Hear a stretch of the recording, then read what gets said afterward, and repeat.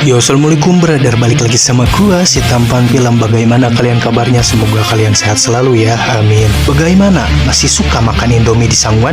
Sama dong kayak saya. Kali ini gua akan membahas alur film yang berjudul Malignan yang rilis di tahun ini guys. Film Malignan bercerita tentang seorang anak yang bernama Emily yang mengidap kelainan, dimana dirinya kembar siam, tapi anehnya kembarannya bentuknya mengerikan layaknya seorang iblis. Dan kembarannya Emily itu hinggap atau bersarang di belakang kepala dan punggung Emily, dan tingkah atau perilakunya sangat jauh sekali dari manusia normal pada umumnya. Dia sangat ganas dan brutal layaknya seorang binatang buas. Bagaimana keseruan dari filmnya? Gak usah banyak ngedebu di awal. Yuk kita lanjut ke inti cerita filmnya guys. Sebelum lanjut jangan lupa like, comment, and subscribe-nya ya guys, supaya tampan film bisa terus berkembang dan bisa terus membahas alur cerita film terbaik dari tanah air ataupun luar negeri. Jangan lupa intro terlebih dahulu.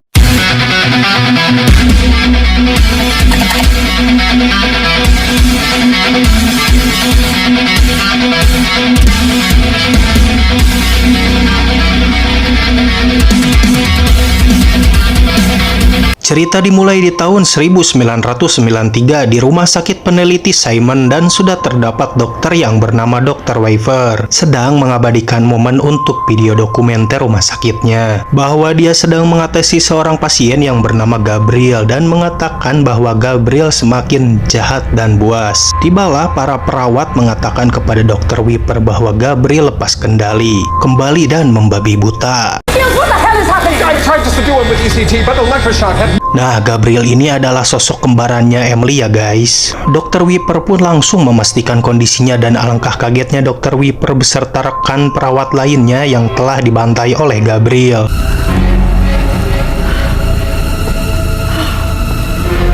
Akhirnya Dr. Weaver menembak suntikan bius kepada Gabriel, dan ya Gabriel pun pingsan dan diikat di kursi. Setelah itu Dr. Weaver akan mengangkat Gabriel dari tubuh Emily karena ini sudah tidak bisa dibilang kembaran lagi, tapi ini parasit yang sangat amat mematikan. Gabriel pun ikut emosi dan mengatakan lewat radio bahwa aku akan membunuh kalian semua.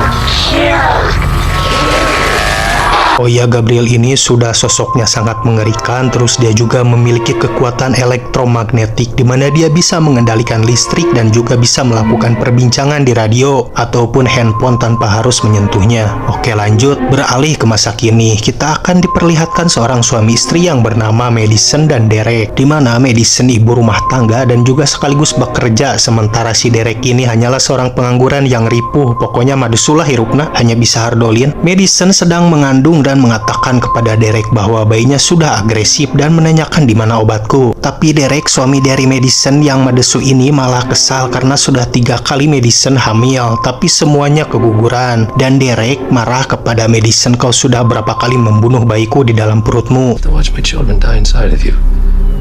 Just stop. You're breaking my heart. Dan Derek dengan brutalnya langsung mendagor kepala istrinya sendiri ke tembok kamarnya, sehingga Madison pun terluka di area belakang kepalanya. Gila biadab si Derek ini ya guys. Oh, baby. Akhirnya Derek pun menyesali perbuatannya dan akan mengompresnya dengan es batu, tapi Madison sudah kepalang sakit hati. Madison langsung mengunci kamarnya dari dalam, sehingga Derek pun memohon maaf atas perbuatannya. I'm sorry that happened. Malam pun tiba, Derek tidur di tengah rumah. Saat malam hari, Derek terbangun dari tidurnya dan dikagetkan melihat ada seseorang di ruangan TV yang menyalakan TV. Seolah-olah ada orang di situ, tapi tidak ada. Derek pun langsung menghampirinya, tapi tiba-tiba ya, Derek pun dibunuh oleh sosok yang mengerikan itu. Entah jurig apa atau bebegik apa yang membunuh Derek dengan cara sadis seperti itu. Madison pun keluar dari kamarnya, dan alangkah kagetnya Madison melihat Derek, suaminya yang kepalanya sudah patah dan tewas secara sadis.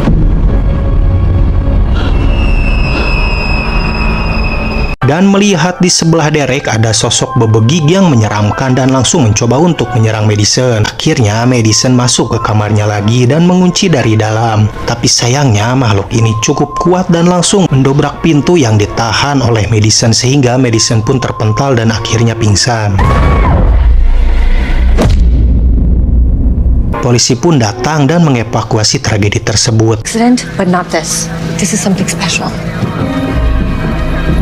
Akhirnya Madison telah dilarikan di rumah sakit dan telah ditemani oleh adiknya yang bernama Sydney. Dan pada saat itu juga Madison mengatakan, "Derek, di mana Sydney?" Sydney mengatakan Derek telah tewas oleh seseorang yang menyerangnya secara brutal. Entah siapa seseorang itu, polisi pun masih mendalami kasus ini dan masih mencari siapakah pelaku penyerangan ini.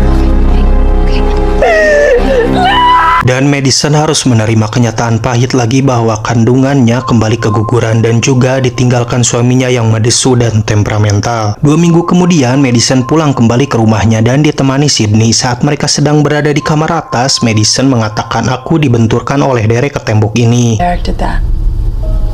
He smashed my head against the wall.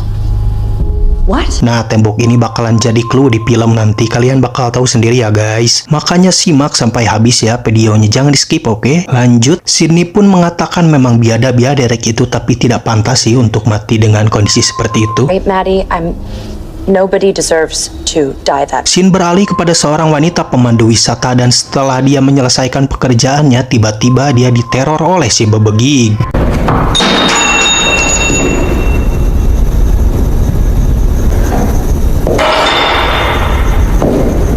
You can't be down here.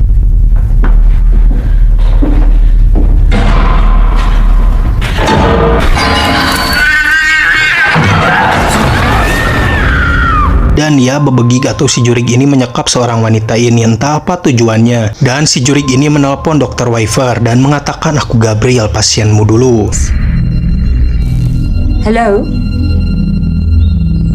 Nah, dari sini kita bakalan tahu bahwa bebegig ini adalah Gabriel, kembaran dari Emily, kembali hidup. Sontak, Dr. Weaver pun kaget dan langsung membuka berkas dulunya saat bertugas di rumah sakit Simon tahun 93. Beralih ke Madison yang akan mencuci pakaian kotornya. Saat Madison sedang berjalan menuju mesin cucinya, tiba-tiba dia dikagetkan dengan seseorang yang berlari.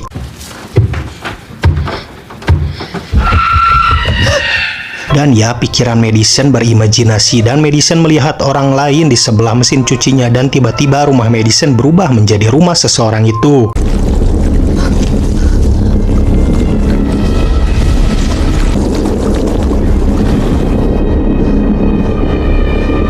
Dan seseorang itu adalah Dr. Weaver yang akan dibunuh oleh Gabriel. Madison pun menyaksikan pembantaian yang dilakukan makhluk itu dengan brutal sampai Dr. Weaver pun tewas, dibunuh oleh pialanya sendiri yang berbentuk kunai.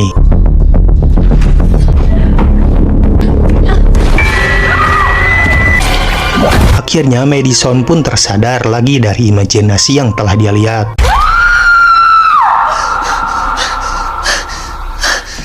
Kemudian insiden tersebut diketahui oleh pihak polisi yang menangani kasus ini, ya adalah detektif Shaw dan juga ibu Kokom, partnernya. Kemudian Shaw mengatakan berkas dan juga foto seorang gadis kecil di tahun 93, kemudian dia mulai mencari tahu siapakah gadis kecil yang ada di foto ini. Yo, Bosco! Kemudian Shaw memberikan foto gadis ini ke rekannya yang ahli dalam membuat sketsa wajah. Scene beralih kepada Madison dan menceritakan pengalaman anehnya ke Sydney bahwa dia berada di rumah Dr. Weaver. What's happening to me? Okay.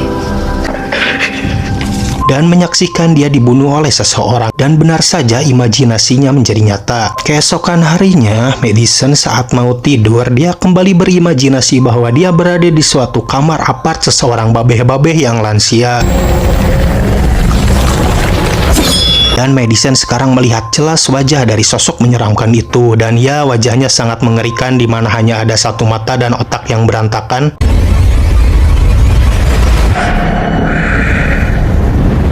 Di wajahnya, dan seketika sosok itu langsung menusuk babeh lansia itu sampai tewas.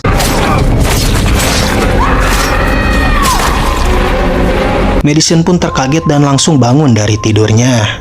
Dan akhirnya Cindy membawa Madison ke kantor polisi dan memberi info bahwa Madison mengalami imajinasi yang nyata karena Dr. Weaver pun saat dibunuh Madison melihatnya. Sontak polisi pun menganggapnya hanya halusinasi saja. Kemudian Cindy memberikan jaminan kalau tidak terbukti kau boleh borgol aku. Madison mengatakan bahwa lansia telah dibunuh tadi malam oleh seseorang itu dan lokasinya tidak jauh dari kota. Cindy pun meyakinkan polisi coba kita cek ke TKP terlebih dahulu. Dan ya, benar saja saat detektif Shaw dan Bu Koko mengecek kediaman Bapak lansia itu, benar saja lansia itu sudah tewas mengerikan di bagian leher karena bekas tusukan.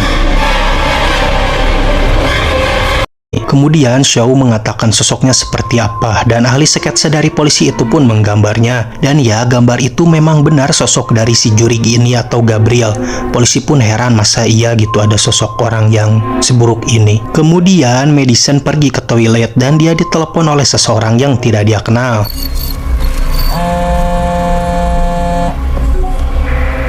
Dan ternyata sosok itu memberitahu akan membunuh target terakhirnya. Kemudian Madison secara tiba-tiba tanpa sadar mengatakan hentikan Gabriel.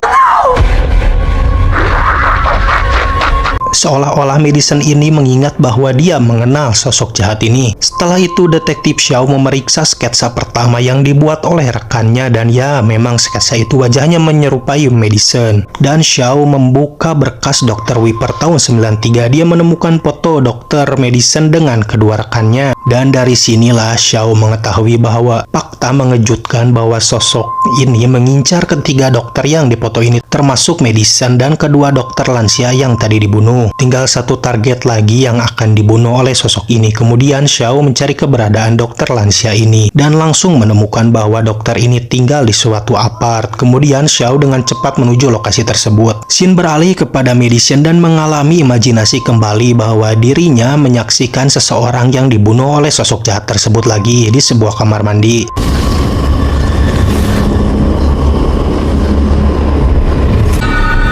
Dan dari situ Xiao pun datang, tapi dia terlambat dan Madison melihat kedatangan Xiao dan berbicara, dia masih di sini, tapi apa daya Xiao tidak melihat Madison. Kemudian Gabriel langsung menyerang Xiao, tapi untungnya Xiao bisa melawannya dan mencoba untuk menembak si juri Gabriel ini. Tapi apa daya Gabriel ini cukup linghas dan langsung berlari dari Xiao, dan Xiao pun terus mengejarnya.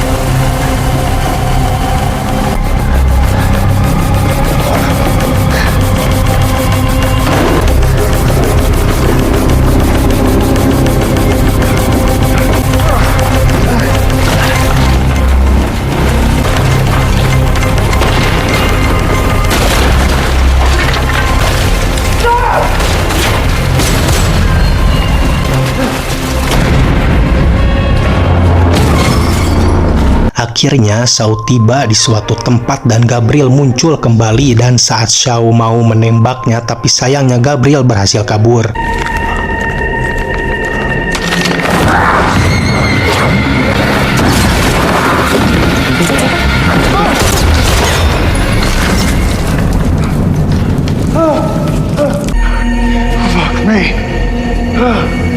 Keesokan harinya, Xiao menceritakan pengalaman buruknya itu kepada Kokom, dan memang ini di luar nalar manusia. Kemudian Xiao membawa psikiater ke rumah Madison karena mungkin psikiater bisa lebih menggali ingatan Madison lebih dalam. Madison pun dihipnotis oleh psikiater itu, dan Madison dibawa flashback ke ingatan masa kecilnya. The hospital.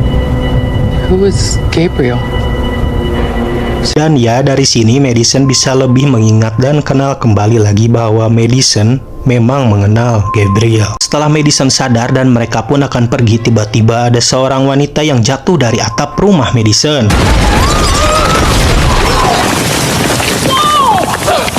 Ternyata wanita ini adalah si wanita pemandu wisata selama ini. Dia disekap di atap rumahnya Madison, dan Madison sama sekali tidak mengetahuinya.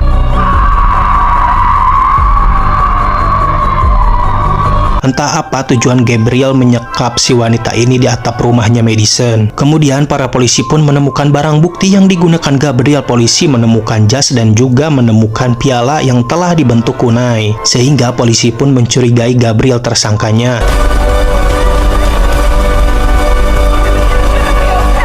Dan Gabriel pun dibawa ke kantor polisi dan diinterogasi dengan barang bukti tersebut.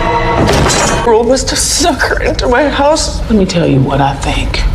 dan mengatakan yang melakukan itu adalah Gabriel, bukan aku. Dan tiba-tiba lampu di ruangan interogasi pun mengalami konslet dan meledak. Dan Madison akhirnya dimasukkan ke sel karena status dia sekarang adalah tersangka sementara. You get lost on the way to the country club. Scene beralih kepada Sydney dan menjumpai ibunya bahwa kakakmu itu merupakan Emily yang diadopsi ibu di suatu rumah sakit peneliti Simon tahun 93 dan sekarang sudah ditutup. Seketika Sydney pun langsung mendatangi rumah sakit Simon tersebut yang berada di suatu pulau terpencil dan Sydney menemukan berkas pasien Emily tahun 93. Singkat cerita, Sydney telah sampai lagi di rumah ibunya dan langsung menyetel di dokumenter yang dulu direkam oleh Dr. Wecker. Nah, dari sinilah terungkap bahwa memang sosok Gabriel yang jahat ini merupakan kembaran dari Madison yang hinggap di bagian belakang tubuh Madison. Dan akhirnya Dr. Wecker beserta dokternya yang lain telah menjahit rapat sosok Gabriel yang menyeramkan ini di balik kepala dan punggung Emily, sehingga Gabriel pun terkurung di dalamnya. Dan sekarang setelah puluhan tahun kok bisa keluar lagi ya sosok Gabriel ini? Udah daripada penasaran, yuk lanjut terus. Sosoknya sangat mengerikan sekali barudak, coba lihat saja. Dan ternyata ibu kandung Madison adalah wanita si pemandu wisata yang sekarang terbaring di rumah sakit. Shaw dan Kokom pun telah mendatangi si wanita pemandu ini dan mengetahui juga bahwa memang dia adalah ibu kandung dari Emily atau sekarang namanya Madison. Scene beralih ke Madison yang sedang di dalam sel penjara. Kemudian Madison disambut oleh para tahanan wanita yang lain dan langsung membulinya dan menginjak-injak Madison sampai lemah tak berdaya.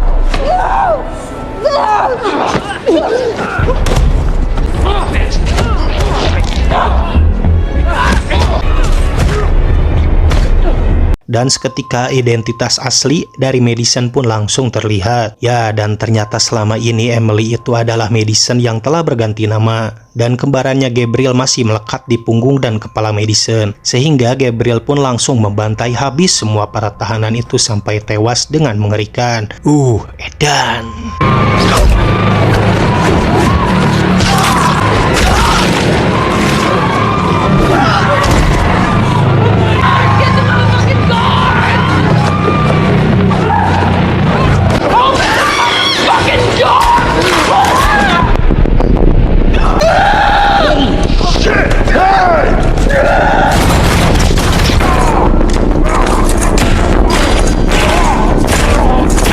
Kemudian Sydney menelepon Dr. Shaw dan mengatakan bahwa aku telah mendatangi rumah sakit Simon yang dulu beroperasi tahun 93 dan mengatakan bahwa Gabriel itu sudah lama tertidur bertahun-tahun tapi dibangunkan kembali oleh Derek, suami Madison, yang tidak sengaja membenturkan kepala Madison ke dinding sehingga kembaran dari Emily kembali terbuka.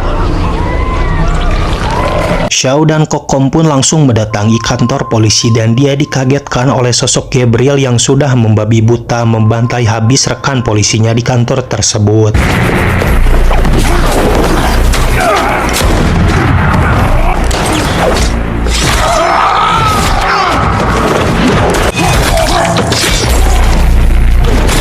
Kokom dan Shaw mencoba untuk menembaknya tapi apa daya mereka. Gabriel yang linghas dan licin bagaikan belut sawah yang sangat susah untuk mereka lumpuhkan. Akhirnya Shaw dan Kokom pun terluka ulah dari si Gabriel ini, guys.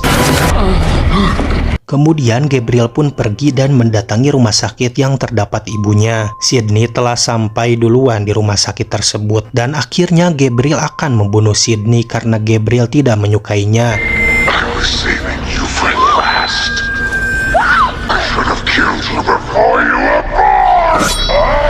Dari Emily itu adalah Gabriel, bukanlah kau, tapi selama ini kaulah yang terus menemani kembaranku, ucap Gabriel. Ya, pada daya Sydney telah tewas ditembak oleh Gabriel. Dan ibu dari mereka sadarkan diri dan mengatakan maafkan ibu, tapi Gabriel tidak memperdulikannya dan langsung membekap ibunya sampai tewas. Eits, jangan senang dulu, ternyata itu adalah halusinasi Gabriel saja. Dan sekarang sebaliknya Madison loh yang bisa mengendalikan pikiran Gabriel. Dan berbicara otak kita terbagi dua, aku juga sama bisa mengendalikan kemampuan yang telah kau buat. Sekarang aku kurung kau di bawah alam sadarku dan terkurung selamanya. Dan ya, Gabriel pun berteriak karena dia kembali terkurung di pikirannya Madison. Dan punggung beserta kepala Madison pun kembali tertutup dengan rapat lagi. Dan